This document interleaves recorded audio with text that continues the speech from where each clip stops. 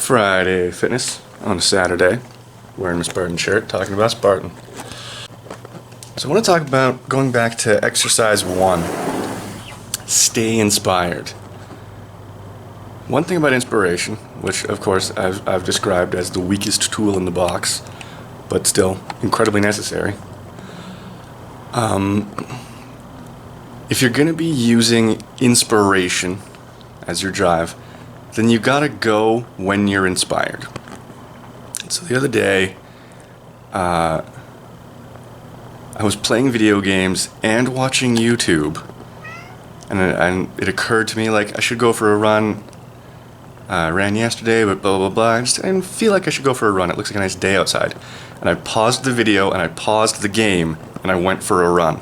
There's this bad habit people have of having a moment of inspiration. I'm gonna pet the cat. Having a moment of inspiration and thinking, you know what, I should go to the gym tomorrow. Like they see a Nike ad and they think, yeah, I should take up running. And then they keep doing whatever it is they're doing in that moment. They let the inspiration affect their imaginary schedule, but not actually their time.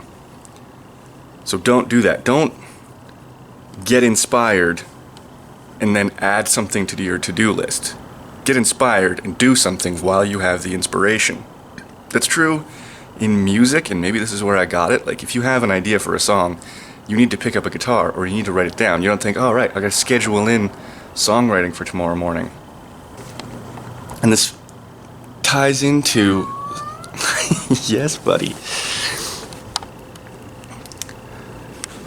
This ties into another thing I was thinking about with inspiration that came from a conversation with a friend about being pissed off. Now, most of the time, anger is not helpful. All emotions aspire to be helpful. It doesn't mean they always are. Anger is usually not the best way to accomplish whatever your task is. I'm a silhouette. But there's a certain thing in fitness and the inspiration to fitness where being pissed off can really help. And one, when you're just a beginner, it's okay to get a little bit mad at yourself. Don't beat yourself up and don't get defeatist. But if you are, as was the example in this conversation, if you're trying to do pull-ups and you can't, and you get pissed off about it, you can use that. That can be your motivation. You can want to defeat the pull-up bar. It can be your enemy, and that's all right, as long as you are really keeping an eye on yourself and not getting defeatist.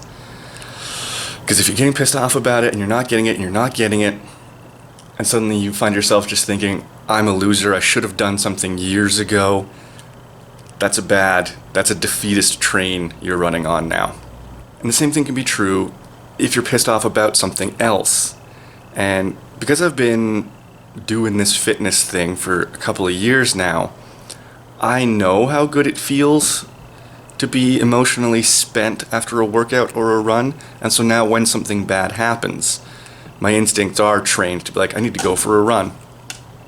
The day I got fired, the day I got a horrible phone call, my first thought is like, I need to go for a run. Even if it's not on my schedule, it's still, like, it's where my instincts go. And I think that's good too. I have to say again, be very careful with that. Because the only workouts I've ever regretted have been runs. And I love running. But I will either run again too early after a race and hurt myself and feel bad, or I will run too hard because I want the emotional benefits of running and my body's not there via nutrition or the effects of other training and stuff. So do be careful with that as well. But keep in mind that if you've had a bad day or something and if you're pissed off, it's a good time to work out. Move some weight, do some push-ups, go for a run. Not because it's going to fix the situation, but because you'll be able to put in a good workout. So think about, like, you have an opportunity when you're pissed off to get in a great workout. And I think, just to use music as an example again, vocalists do that. I know that Corey Taylor will physically injure himself, or I heard a story from early Slipknot recordings where he would physically injure, like he would cut himself in the vocal booth to get more aggression into his vocal takes. And same thing with the guy from Filter. There's a story where like he dropped something and broke his hand, and then like when they were gonna rush him to the hospital, he's like, wait, let's do a vocal take first, and just banged out some sweet angry vocals. Other than think of getting pissed off and a workout fixing you emotionally or blah blah blah, because it's not like the situation isn't going to actually change. You will change your chemistry and you will feel different, maybe better, maybe it'll clear your head, maybe it'll just give you time to think. But you should also take the opportunity when you're pissed off to get in a sick workout and to feel empowered. So those are my 2 thoughts on exercise 1, part 2, staying inspired. All right. Happy Friday. Stay fit. Train well, Spartan.